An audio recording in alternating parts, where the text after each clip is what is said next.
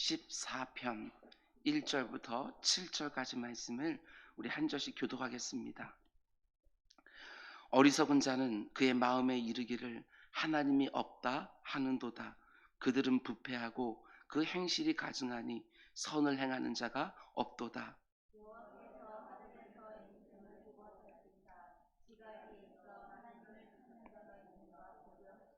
다 치우쳐 함께 더러운 자가 되고 선을 행하는 자가 없으니 하나도 없도다.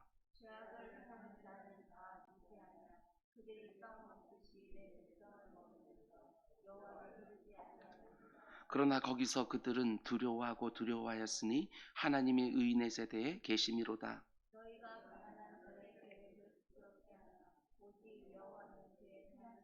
우리 함께 이스라엘의 구원이 시온에서 나오기를 원하노라. 여호와께서 그의 백성을 포로된 곳에서 돌이키실 때에 야곱이 즐거워하고 이스라엘이 기뻐하리로다. 아멘. 새벽 강단에 드려진 예물이 있습니다. 강현선 이전 집사님, 오직 주님의 은혜뿐입니다. 주님 은혜에 감사합니다 하고 예물 드렸습니다. 우리 잠시 기도하겠습니다. 사랑해 주님 감사합니다. 또 이렇게 한 주간이 시작이 되어집니다. 그 첫 시간에 하나님 앞에 나와 말씀을 사모하고 그 말씀 붙들고 기도하는 자들이 있습니다. 주님, 그들과 함께하여 주시사 이번 한 주도 하나님과 늘 동행하여 주시고 그 동행 가운데 속에 하나님과 교제하며 늘 그분의 임재를 경험하는 복된 성도들 다 될 수 있도록 인도하여 주시옵소서. 이번 한 주간에도 어떤 일들이 앞에 있는 줄 모릅니다. 그러나 나와 함께 하시는 하나님은 어떤 일들이 있는지 다 보고 아시는 줄 믿사오니 내 주 아버지 하나님, 우리의 발걸음을 인도하여 주시고 순간순간 우리로 하여금 바르게 판단하고 선택하고 결정할 수 있도록 주님 인도하여 주시옵소서. 강현선 이지연 집사님, 이렇게 날마다 새벽을 깨우며 하나님 앞에 나옵니다. 아버지, 그 가운데 속에 하나님께서 때를 따라 돕는 은혜를 허락해 주시는 줄 믿사오니 그 은혜로 그들이 살아가는 모든 인생길이 늘 찬송과 감사가 가득할 수 있도록 주님 인도하여 주옵소서. 내가 열심히 살면 내 인생이 잘 사라지는 것이 아니라 하나님께서 은혜로 덧입혀 주셔야 잘 사라지는 줄 믿고 하나님 앞에 매달려오니 그들 가운데 속에 성경이 약속하고 있는 모든 복들이 다 임하는 것 볼 수 있도록 주님 인도하여 주옵소서. 하나님께서 그들에게 맡기신 사랑하는 딸과 사랑하는 사업장이 있습니다. 주님, 그 가운데 속에서도 하나님의 풍성한 역사들을 볼 수 있도록 주님 인도하여 주시옵소서. 특별히 이 시간 또 감사를 드리는 것이 있습니다. 우리 어른들만 나와서 새벽을 깨우는 것이 아니라 새벽을 깨우는 청년들이 있습니다. 아버지 하나님, 누가 내 자리를 물려받아 이 가운데 속에 또한 기도의 자리를 채우며 하나님 앞에 나아갈까, 아버지 하나님, 이 세대가 염려하고 있습니다. 그런데 하나님께서 그 가운데 속에서도 구별하여 주시사 청년들로 하여금 이 예배 자리를 사모하게 하시니 주여 진정으로 감사를 드립니다. 우리 기정이와 우리 은지의 인생을 주님께서 눈동자처럼 지키시고 보호하여 주셔서 그들이 기대하는 것들보다 하나님의 인도하심이 너무나도 풍성하다고 늘 고백하는 그들을 낼 수 있도록 주님 인도하여 주시옵소서. 아버지, 내 힘으로 사는 것이 아니라 하나님의 은혜로 사는 것을 늘 고백하게 하여 주시고 말씀과 기도의 자리에서 늘 승리하며 일상 가운데 하나님의 역사를 늘 볼 수 있도록 인도하여 주옵소서. 이 모든 말씀 예수님의 이름으로 기도드렸습니다. 아멘. 아멘. 여러분 잘 오셨습니다. 오늘도 하나님께서 우리에게 좋은 것 주시는 복된 날인 줄 믿습니다. 첫 시간에 믿음으로 선포하고 하루를 시작하는 것이지요. 오늘은 2021년 은주학교의 6차 온라인 특세 26번째 시간입니다. 오늘 말씀의 제목은 하늘에 계신 하나님과 늘 눈이 마주치는 사람들, 이런 제목으로 말씀 전하도록 하겠습니다. 이 땅을 살아가면서 하늘에 계신 하나님과 늘 눈이 마주치는 사람들, 이런 사람들 꼭 되시기를 주님의 이름으로 축원드립니다. 아멘. 오늘 우리가 묵상하려고 하는 시편 14편 말씀 역시 다윗이 쓴 시편인데 시편 150편 가운데 참 유명한 시편입니다. 특별히 사도 바울이 로마서 3장에서 그대로 인용하고 있기 때문에 더욱 유명해진 시편이기도 합니다. 로마서 3장 10절에서 12절 말씀을 보면 바울은 이렇게 말하지요. 기록된 바 의인은 없나니 하나도 없으며 깨닫는 자도 없고 하나님을 찾는 자도 없고 다 치우쳐 함께 무익하게 되고 선을 행하는 자는 없나니 하나도 없도다. 여기 보면 기록된 바 이렇게 되어 있는데 오늘 본문 시편 14편 2절과 3절에 나온 말씀을 인용한 것입니다. 여호와께서 하늘에서 인생을 굽어 살피사 지각이 있어 하나님을 찾는 자가 있는가 보려 하신즉 다 치우쳐 함께 더러운 자가 되고 선을 행하는 자가 없으니 하나도 없도다. 인용하고 있는 것이지요. 여러분, 모든 성경 말씀이 다 중요하지만 오늘 말씀이 참 중요합니다. 왜냐하면 이 땅을 살아가는 모든 인생들에게 단 한 사람의 예외도 없이 왜 하나님의 구원이 필요한지를 보여주는 구절이기 때문에 중요합니다. 다 치우쳐 함께 무익하게 되고 선을 행하는 자는 없나니 하나도 없다. 그러므로 하나님의 구원이 반드시 필요한 것이지요. 모든 사람들에게. 모든 성경 말씀이 다 중요하지만 오늘 말씀 참 중요합니다. 오늘 말씀을 함께 묵상하면서 내 모습과 내가 늘 만나는 사람들과 내가 살아가는 이 세상을 한번 돌아볼 수 있는 귀한 시간이 되기를 원합니다. 오늘 시편 이렇게 시작하지요. 1절 어리석은 자는 그의 마음에 이르기를 하나님이 없다 하는도다. 어떤 사람을 가리켜서 어리석다고 말을 합니까? 하나님이 없다라고 말하는 자들이 어리석다고 성경은 분명하게 선언을 합니다. 이 세상이 말하는 어리석은 자는 상대적으로 통찰력과 분별력이 부족하고 그래서 사람들에게 잘 속고 삶의 모든 자리에서 자기 것 하나 제대로 챙기지 못하는 사람, 주로 이런 사람들을 가리켜서 보편적으로 어리석다고 말을 합니다. 그러나 하나님의 말씀인 시편 말씀은 어떤 사람을 가리켜 어리석다고 말합니까? 그 사람이 아무리 통찰력과 분별력이 탁월하다 할지라도 다른 사람들이 다 지혜롭다고 지식이 많다고 말한다 할지라도 하나님이 없다고 말하고 있다면 바로 그 사람이 그 누구보다도 어리석은 사람이라고 말하고 있습니다. 지혜와 어리석음의 기준이 이 세상과 성경이 전혀 다르다는 것이지요. 하나님이 있다고 말하는 사람은 이 세상이 뭐라고 말하든 누구보다 지혜로운 자라고 말하는 것이고 하나님이 없다고 말하는 사람은 이 세상에 아무리 지혜롭다고 말해도 어리석기 짝이 없는 사람 이렇게 말하는 것이지요. 그런데 하나님이 없다고 말하는 사람을 왜 어리석다고 말을 합니까? 자기 인생의 결국을 모르는 것입니다. 아무리 인생을 80년, 90년, 100년 지혜롭게 살았다 할지라도 자신의 영원을 가늠하는 그 심판대가 있다는 사실을 모르기 때문에 그 심판석에 하나님이 계신다는 사실을 모르기 때문에 어리석다는 것이지요. 영원이라는 시간을 영생과 영벌로 결정하시는 하나님이 있다는 것을 모르기에 어리석이 짝이 없습니다. 사도 바울은 로마서에서 이렇게 말합니다. 1장 19절 하나님을 알만한 것이 그들 속에 보임이라 하나님께서 이를 그들에게 보이셨느니라. 온 천지 만물에 하나님의 숨결과 손길이 담겨 있다고 말씀을 드렸습니다. 그래서 다윗은 그 천지 만물을 보면서 하나님을 찬양하지 않았습니까? 너무나도 아름답다고.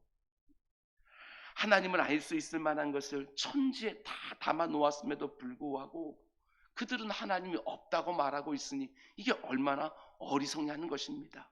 그런데 곧바로 이어지는 28절 말씀 보면 이렇게 그들을 말합니다.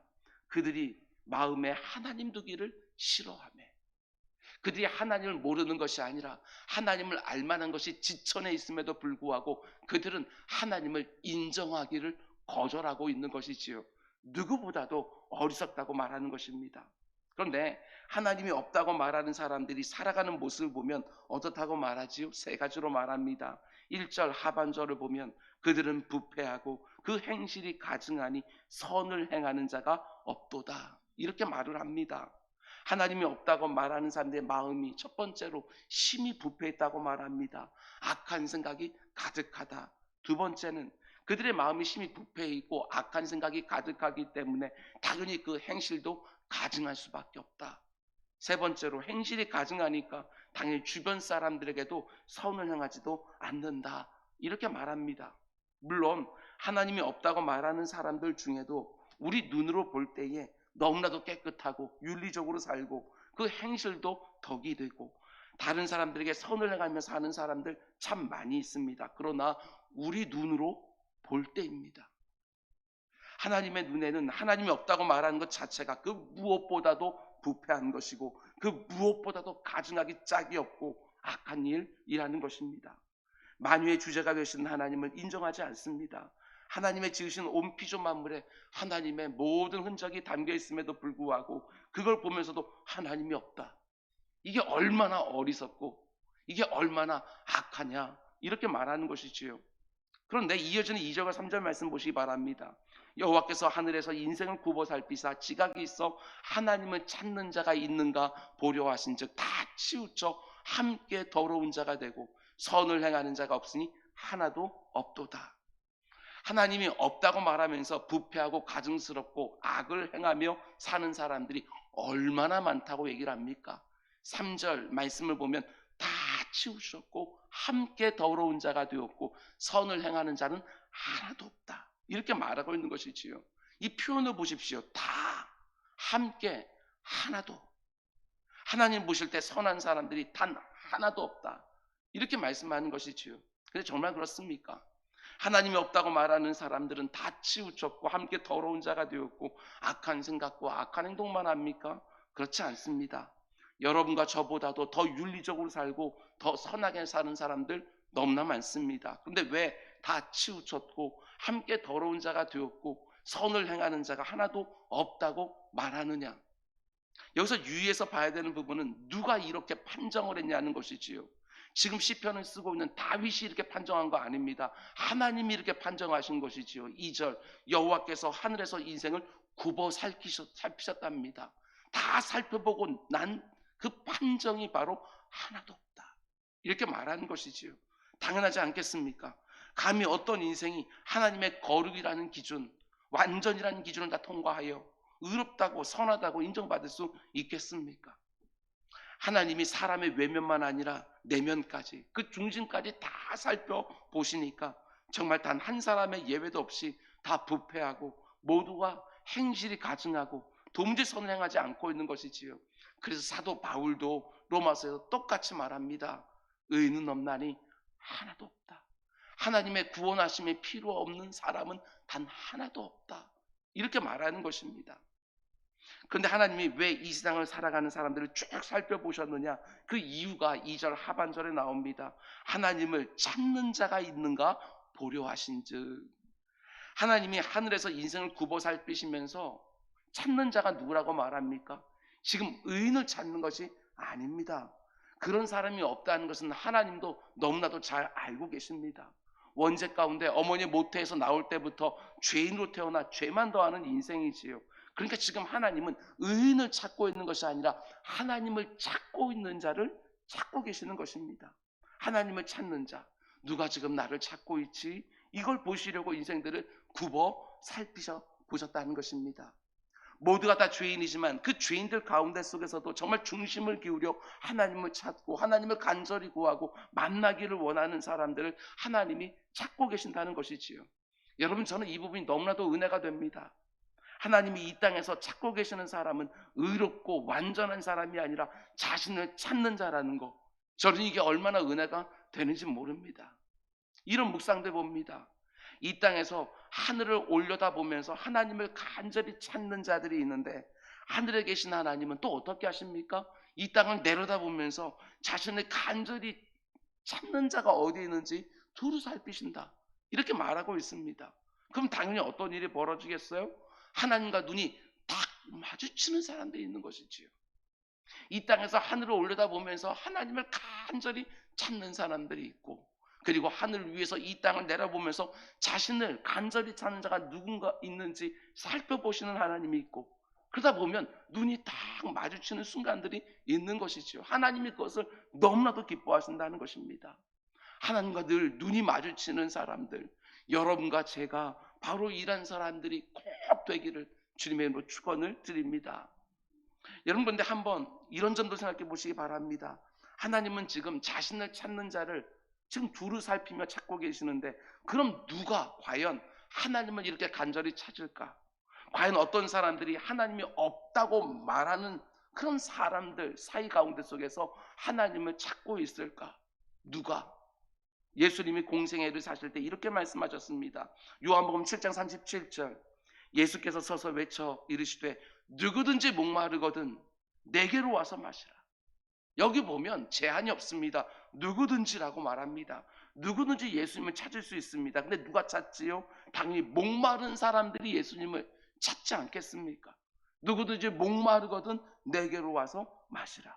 뒤집어서 말하면 자기 인생이 전혀 목마르지 않다고 생각하는 사람들은 예수님을 찾지 않는 것이지요. 누구든지 오라고 해서 다 가는 게 아닙니다. 목마른 사람들이 가는 것이지요. 예수님 마태복음 11장 28절에서도 또 이렇게 초청하십니다. 수고하고 무거운 짐진 자들아 다 내게로 오라. 내가 너희를 쉬게 하리라. 여기도 보면 다 내게로 오라. 다라고 말을 하지요. 근데 누가 예수님께 다가오겠습니까? 다른 사람이 아닙니다. 수고하고 무거운 짐을 지고 살아가는 사람들, 인생에서 도무지 쉼을 누리지 못하는 사람들, 이런 사람들만 주님을 찾고 주님 앞으로 나아가는 것이지요. 뒤집어서 말하면 이 땅을 살아가면서 이 땅이 주는 것으로 배부른 사람들, 이 땅이 주는 것으로 만족하는 사람들은 아무리 우리 주님께서 다 오라고 말씀하셔도 주님을 찾지 않고 그 앞으로 나아가지 않는다는 것입니다. 모든 것이 다 만족스럽습니다. 누구에게나 다 열려있는 초대이지만 누구나 다 그 초대에 응하는 게 아니라는 것입니다. 그 초대에 응하는 사람들은 오직 하나님만이 내 인생의 목마름을 해결해 줄 수 있다. 오직 그 하나님만이 내 인생에 참된 안식을 주실 수 있다. 이 믿음이 있는 사람들이 하나님을 찾고 하나님 앞에 나온다는 것이지요. 여러분, 이런 면에서 우리 주님께서 왜 부자가 하나님 나라에 들어가기가 낙타가 바늘기로 들어가는 것보다 더 어렵다고 말했는지 이제 이해가 되지 않습니까? 자기가 쌓아놓은 그 많은 재물로 충분히 만족스럽습니다. 자기가 쌓아놓은 그 많은 재물이 자기에게 충분히 안식을 준다고 믿고 있습니다. 이런 사람들은 하나님이 아무리 오라고 해도 오지 않는다는 것이지요. 하나님 나라에 못 들어가는 것이 아니라 하나님 나라 자체가 필요가 없는 거예요. 이 가운데 속에서 얼마든지 자기의 지혜와 자기의 모든 능력 가지고 얼마든지 인생을 복되게 살 수 있다고 하니까 하나님이 필요하지 않는 거예요.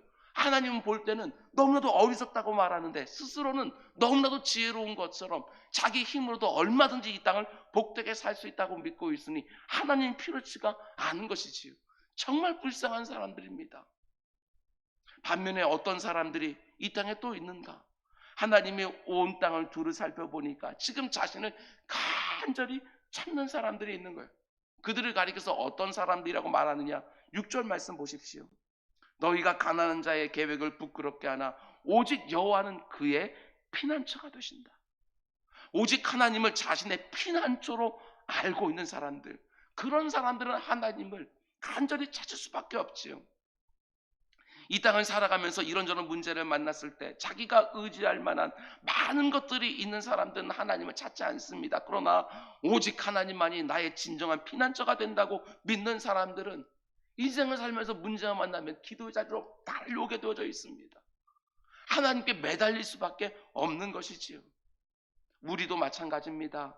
만일 내 인생 가운데 그 어떤 문제도 없고 그 어떤 어려움도 없고 내 스스로의 지혜와 능력으로 마음껏 이 땅을 재밌게 살 수 있다고 생각하면 여러분, 이 기도처에 나올 수 있을 것 같습니까? 날마다 말씀 붙들고 기도하면서 하루하루를 시작하는 사람들 되겠습니까? 저와 여러분도 그렇지 않습니다. 모든 것들이 만족스럽고 내 스스로 다 할 수 있다고 한다면 우리도 예외 아닙니다. 하나님을 덜 찾게 되지요. 찾아도 간절히 찾지 않습니다. 하나님을 나의 피난처로 삼아 그분에게로 피하지 않는 것이지요. 그래서 하나님이 나를 너무나도 사랑하지만 내 삶에 있는 모든 목마름과 수고와 무거운 짐을 다 걷어가지 않으시고 꼭 남겨두는 것이 있습니다. 나로 하여금 계속해서 자신을 찾을 수 있도록, 하나님과 내 눈이 늘 마주칠 수 있도록 모든 것을 다 해줄 수 있는 전능하신 하나님에도 불구하고 자신의 아들까지도 나를 위해서 내어주실 정도로 나를 사랑하시는 하나님에도 불구하고 내게 여전히 목마름과 수고와 무거운 짐을 남겨놓으시는 것이지요. 그래 나같이 교만한 인생도 하나님을 간절히 그것도 늘 찾게 되는 것입니다. 가난한 심령이 그래서 하나님을 만나게 되는 것이지요. 오늘 본문에도 마찬가지입니다. 하나님이 없다고 말하면서 자기 마음대로 살아가는 그 어리석고 악한 자들이 하나님을 간절히 찾는 성도들을 괴롭힙니다. 근데 하나님은 그걸 허용하시지요. 4절, 죄악을 행하는 자는 다 무지하냐? 이렇게 질문하는 게 무엇이지요? 죄악을 행하는 자들은 다 무지하지 않다. 그들도 얼마나 똑똑한지 모른다. 이렇게 말하는 것이지요. 시편 14편을 시작하면서 그들을 가리켜서 어리석다 이렇게 말했는데 여기서는 그들이 어리석지 않다고 말합니다. 무슨 말이지요? 영적으로는 지극히 어리석지만 이 세상에서 살아가는 모습 보면 너무 똑똑하다는 것이지요. 자기 자신 것 잘 챙기면서 부유하게 살아간다는 말입니다. 그런데 그들이 어떻게 하느냐? 그들이 떡 먹듯이 내 백성을 먹으면서 여호와를 부르지 아니하는도다. 여기 성도들을 떡 먹듯이 먹는다는 뜻이 무슨 뜻입니까? 예수님이 이 땅에 살고 있는 성도들을 가리켜서 이렇게 말씀하셨습니다. 이 본문을 보면 이해가 됩니다. 마태복음 10장 16절, 보라 내가 너희를 보냄이 양을 이리 가운데로 보냄과 같도다. 오늘 본문과 연결해 보게 되었으면 하나님만을 온전히 찾는, 자기 자신을 하나님의 도우심이 없으면 절대로 살 수 없다고 말하는 그 가난한 심령, 그 약한 자들을 어디로? 하나님이 없다고 말하는, 스스로 잘난 줄 알고 지혜롭고 능력 있다고 생각하는 그 이리대 가운데 보냈다는 것이지요. 오직 하나님만 찾는 성도들을 그들이 마음대로 물어뜯는다는 것입니다. 이게 바로 성도들을 먹는다는 말의 의미예요. 성도들을 물고 뜯는 것이죠. 얼마나 아프고 고통스럽습니까? 그래서 이 땅에서 하나님을 더욱더 간절히 찾는 것입니다. 그런데 이게 참 놀랍습니다. 이 부분을 잘 보셔야 돼요. 그렇게 하나님을 간절히 찾을 때 하나님이 어떻게 해준다고 약속해 주십니까? 5절과 6절 말씀 보십시오. 그러나 거기서 그들은 하나님이 없다고 말하는 그 악한 자들은 두려워하고 두려워하였으니 하나님이 의인의 세대에 계심이로다. 너희가 가난한 자의 계획을 부끄럽게 하나 오직 여호와는 그의 피난처가 되시도다. 하나님이 없다고 말하면서 하나님만 찾고 하나님만 의지하는 성도들을 마음껏 물어뜯었어요. 하나님이 없다고 생각하니까. 그런데 그게 물어뜯고 나니까 곧바로 어떤 일이 벌어져요? 5절, 거기서 그들은 두려워하고 두려워하였으니, 성도들을 마음껏 물고 뜯은 악인들에게 두려움이 임하기 시작한 거예요. 그냥 두려워하는 것이 아니라 두려워하고 또 두려워하는 거예요. 그렇게 두려워하세요. 왜 두려워합니까? 계속 5절 말씀 보면 하나님이 의인의 세대에 계심이로다. 가난해 보이고 힘도 없어 보여서 마음껏 물고 뜯었는데 이내 뭘 알게 되어져요? 그 성도들 사이에 하나님이 계신다는 것을 알게 된 거예요. 이런 상황이에요. 이 세상을 자기 힘과 재물로 의지해 살아가면서 하나님이 없다라고 말하면서 자신만만하게 살았어요. 그리고 하나님만 의지해 살아가는 그 약해 보이는 성도들을 아무렇게나 짓밟아도 되는 것처럼 생각하고 괴롭혔어요. 그런데 그 순간, 괴롭히는 순간에 뭘 깨닫게 되어져요? 하나님이 없다고 분명히 생각을 했는데 하나님이 그들 가운데 계시는 거예요. 그래서 두려워하고 또 두려워하기 시작하는 것이죠. 그런 면에서 여러분 질문입니다. 우리는 언제나 이렇게 사모하지 않습니까? 하나님을 영화롭게 하며 살고 싶다고, 하나님의 영광을 드러내고 싶다고, 하나님이 살아계신 것을 이 땅 가운데 보여주고 싶다고. 여러 가지 방법이 있겠지만 오늘 본문 말씀에 의지하면 아이러니하게도 언제 하나님이 이 세상, 하나님이 없다고 말하는 이 세상 가운데 언제 하나님이 드러나요? 그들이 나를 물고 뜯을 때, 그때 하나님이 드러난대요. 하나님이 없다고 말하는 이 세상이 언제 하나님의 살아계심을 보게 되어지느냐? 여러분, 우리 성도들이 더 많은 힘을 가지고 더 많은 부를 가지고 더 많은 능력과 재능을 가지고 그럴듯해 보이는 일을 할 때 하나님이 드러나는 게 아니라는 것입니다. 양처럼 물리고 뜯길 때 나와 함께 하시는 하나님을 비로소 그들이 보게 되어지는 것이지요. 오른뺨을 때릴 때 왼뺨을 돌려대는 사람들, 겉옷을 빼앗으려고 할 때 그 속옷까지 내어주는 사람들, 나를 미워하는 원수라 할지라도 그들을 품고 그들을 위하여 기도할 때, 그때 이 세상이 의인 중에 거한 하나님을 보게 되어진다. 이렇게 말하면 성경이 참 놀랍습니다. 디모데후서 3장 12절은 이렇게 말합니다. 무릇 그리스도 예수 안에서 경건하게 살고자 하는 자는 박해를 받으리라. 내가 하나님의 말씀이 원하는 대로 경건하게 이 세상과 다르게 살려고 하면 박해를 받는다고 말합니다. 그런데 내가 그렇게 세상에 의하여 박해를 받을 때 나와 함께 하신 하나님을 이 세상이 보게 된 것이지. 기독교 역사를 보십시오. 언제 이 무도한 세상이 하나님이 살아계신다는 것을 알고 두려워했는지 기독교 역사를 한번 보시라고요. 초대교회 때 어떻게 그렇게 세상이 하나님을 두려워할 수 있었습니까? 어떻게 교회가 부흥할 수 있었습니까? 교회가 많은 것을 가졌을 때가 아닙니다. 박해받고 있을 때에 이 세상이 하나님을 보았어요. 그들이 하나님을 두려워하기 시작했던 것이지요. 그러나 로마의 국교로서 공인된 이후에 교회가 부해졌을 때, 그때부터 세상은 하나님을 교회를 통해서 보지를 못했어요. 이걸 좀 잘 보셔야 되는 것이지요. 이 세상에서 가난하든지 부하든지 강하든지 약하든지 높든지 낮든지 그런 것들은 오직 하나님께만 맡겨놓고 나는 말씀대로 사는 거예요.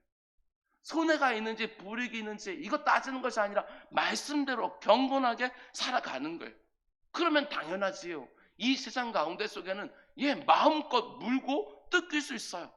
그런데 바로 그때 나와 함께 하시는 하나님이 화끈하게 드러난대요. 이 또한 얼마나 감사한 일이에요. 지금 이런저런 고난과 환난 가운데 있는 분이 계십니까? 지금이 바로 그 어느 순간보다도 나와 함께 하시는 그 하나님을 드러낼 수 있는 절호의 기회가 아닐까.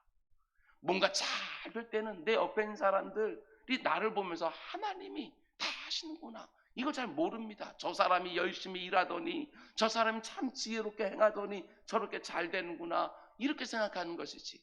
참 힘들고 어려운 가운데 속에서도 그 얼굴 가운데 세상이 줄 수 없는 평안함을 가지고 늘 다른 사람들을 위해 주고 자기도 힘들면서 그러면서 챙기고, 이럴 때 주변에 있는 사람들이 저 사람 믿는 하나님이 정말 계시는가 보다, 이렇게 본다는 것입니다.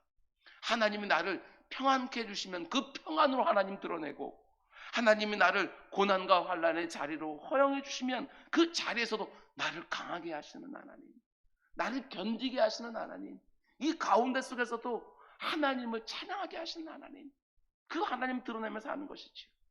여러분, 우리가 살아가는 이 세상에 하나님이 없다고 말하는 사람들이 얼마나 많은지 모릅니다. 다 함께 하나도 그 세상으로 오늘 우리는 또 보냄을 받습니다.